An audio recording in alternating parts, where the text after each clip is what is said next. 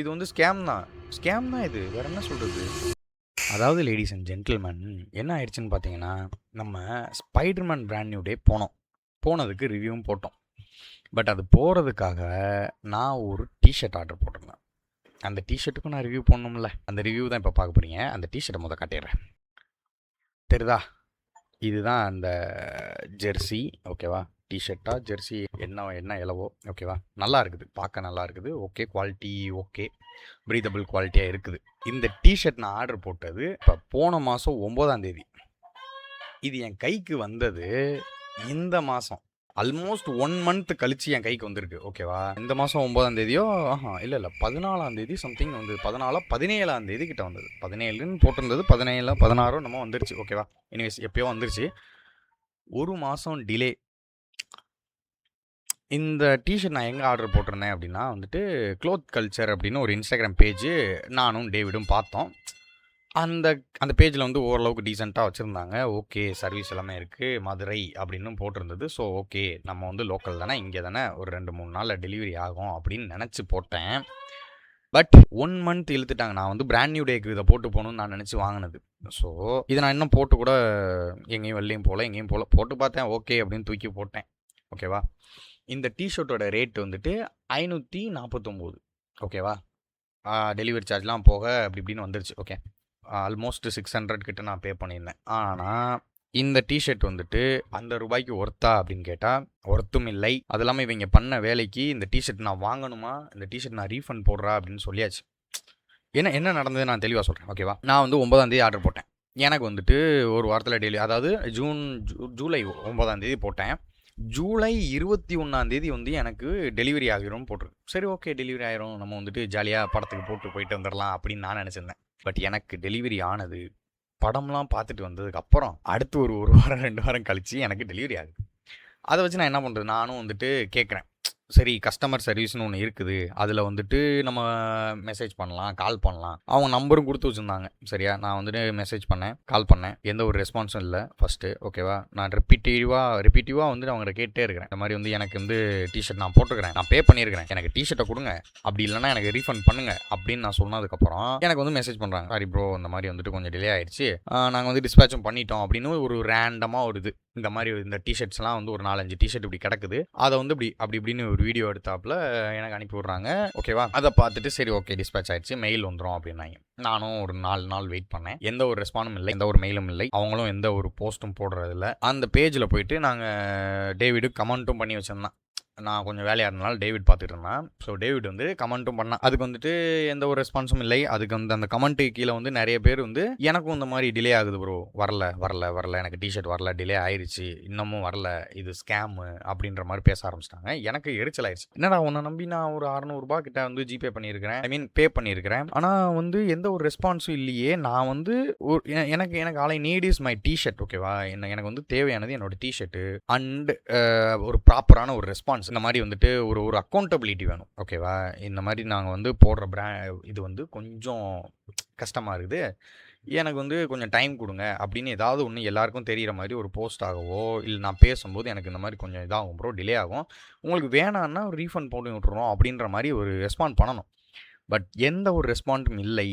எனக்கு ஒரு கட்டத்துக்கு மேலே கடுப்பாயிருச்சு. நான் வந்து நான் பே பண்ணியிருக்கேன், கஸ்டமராக நான் வந்து கண்டிப்பாக கேட்பேன், நீ வந்து ரெஸ்பாண்ட் பண்ணி தான் ஆகணும், வாடா போடான்ற மாதிரி பேச ஆரம்பிச்சிட்டேன். ஓகேவா?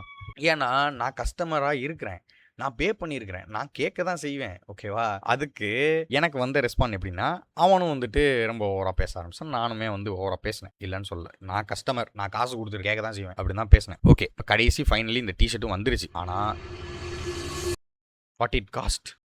எதுக்கு இதை நான் போட்டு எங்கே போகிறேன்? அது இல்லாமல் கொடுத்த குவாலிட்டிக்கு ஏற்ற மாதிரி இல்லை. ஆனால் ப்ரீதபிளான கிளாத்தாக இருக்குது. 600 ரூபாய்க்கு ஒருத்தானா?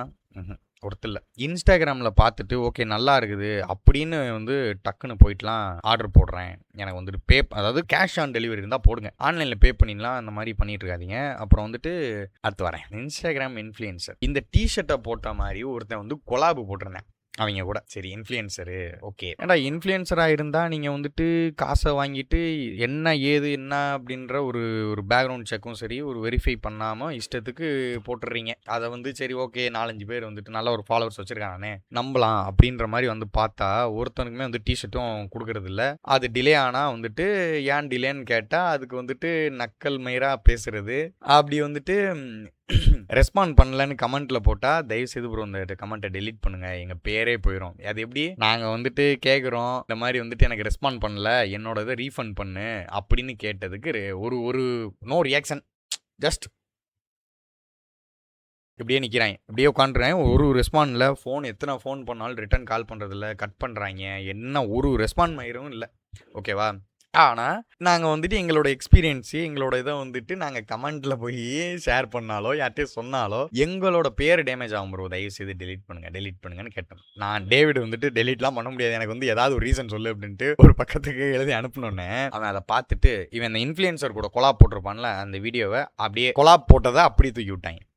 என்னது கொலாப்ல இருந்ததுனால எனக்கு பிரச்சனை. நான் வந்து கொலாப்ல இருந்து தூக்கி விடுறேன்டான்னு. நாங்களும் சரி ஓகேன்னு தேடுறோம். அந்த இதே காணோம். இவன் போட்ட கமெண்ட் எடுத்து கடைசி எப்படியோ இருந்தது. இவன் ஸ்க்ரீன்ஷாட்ல எடுத்தா நான் வந்து ஆட் பண்றேன் இடையில. நாங்க பேசினது, அப்புறம் வந்து அவன் சொன்ன விஷயங்கள்லாம் நான் ஆட் பண்றேன். ஓகேவா? இப்படி ஒரு ஒரு கேவலமான ஒரு கஸ்டமர் கேர வந்துட்டு வச்சுக்கிட்டு, இவைங்க நாங்க போட்ட கமெண்ட்ல தான் வந்துட்டு இவைங்களுக்கு நொட்ட விழுந்துருச்சான். அப்புறம் ஒரு பிசினஸ் வைக்கிறீங்கன்னு வச்சுக்கங்க. நீங்க என்ன பண்ணுவீங்க? எக்ஸாம்பிளுக்கு நான் வந்து கஸ்டமர் ஒரு இதா வச்சிருக்கேன், பிசினஸ் வச்சிருக்கேன்.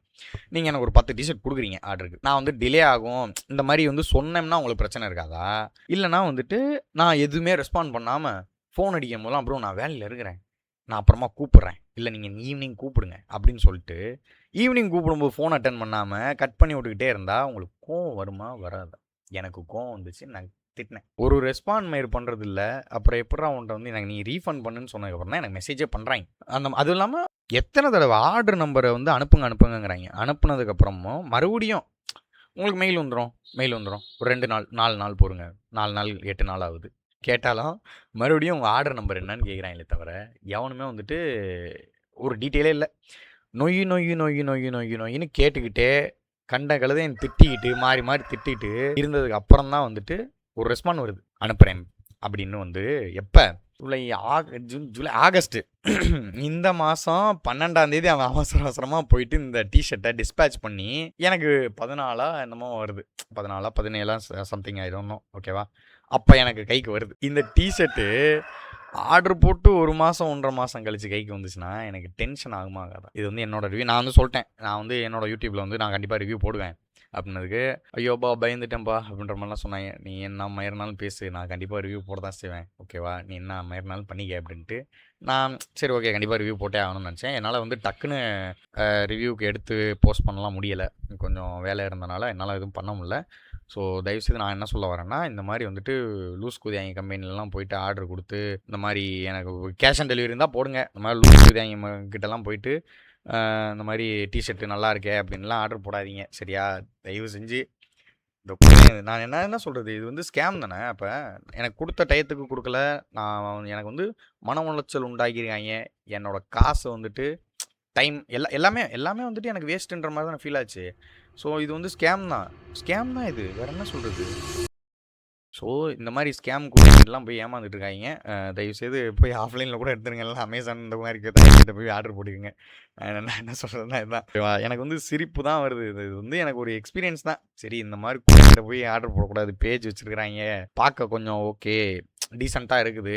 டெலிவரி பண்ணுவாங்க. அதுவும் மதுரைன்னு போட்டிருக்கு லோக்கல். நமக்கு வந்து ஒரு வாரத்தில் வந்துடும், இல்லை 4 நாளில் வந்துடும்னு பார்த்தா இவங்க வந்து போட்டு இழுத்தடிச்சு என்னை வந்து 7:30 உண்டாக்கி ஐயோ டென்ஷனு போய் டென்ஷன் தான் ஆச்சு. எனக்கு மேலே டேவிடு கொதிக்க ஆரம்பிச்சிட்டான். என்ன அவன் காசு கட்டியிருக்கோம் 600 என்ன சும்மாவா கத்தி இசை. ஸோ என்னோடய பர்சனல் எக்ஸ்பீரியன்ஸை நான் வந்து ஷேர் பண்ணுறதுக்கு தான் இந்த வீடியோ. இது பெருசாக வந்துட்டு எடிட்டும் இருக்காது, ஒரு மாதிரி இருக்காது. நான் வந்து சும்மா அப்படி போட்டு விட்றேன். இது தெரிஞ்சுக்கிங்க. ஓகேவா? இந்த மாதிரி லூஸ் குதியாங்க இருக்காங்க. க்ளோத் கல்ச்சர்னு ஒன்று நான் அவங்கள டேகும் பண்ணி விட்றேன். அவ்வளோதான். அதான் இன்னும் வந்து நிறைய பேத்துக்கு வந்துச்சானே தெரில எங்களுக்கு. எனக்கு வந்து தெரிஞ்சு ஒரு 7 பேர்கிட்ட வந்துட்டு எங்களுக்கே வந்து இந்த கமெண்ட்லேயுமே பேசினதும் சரி, மெசேஜும் பண்ணாங்க. இந்த மாதிரி வந்துட்டு வரல ப்ரோ, வந்துச்சா ப்ரோ, வரல ப்ரோ. இதே கதை தான். ஸோ வந்துச்சா வரலையான்னு தெரில. ஏதாவது இந்த மாதிரி நீங்கள் ஏமாந்துருந்தா சொல்லுங்கள். இதே இந்த க்ளோத் கல்ச்சருக்காக கிட்ட ஏமாந்துருந்தாலும் சொல்லுங்கள். ஓகே.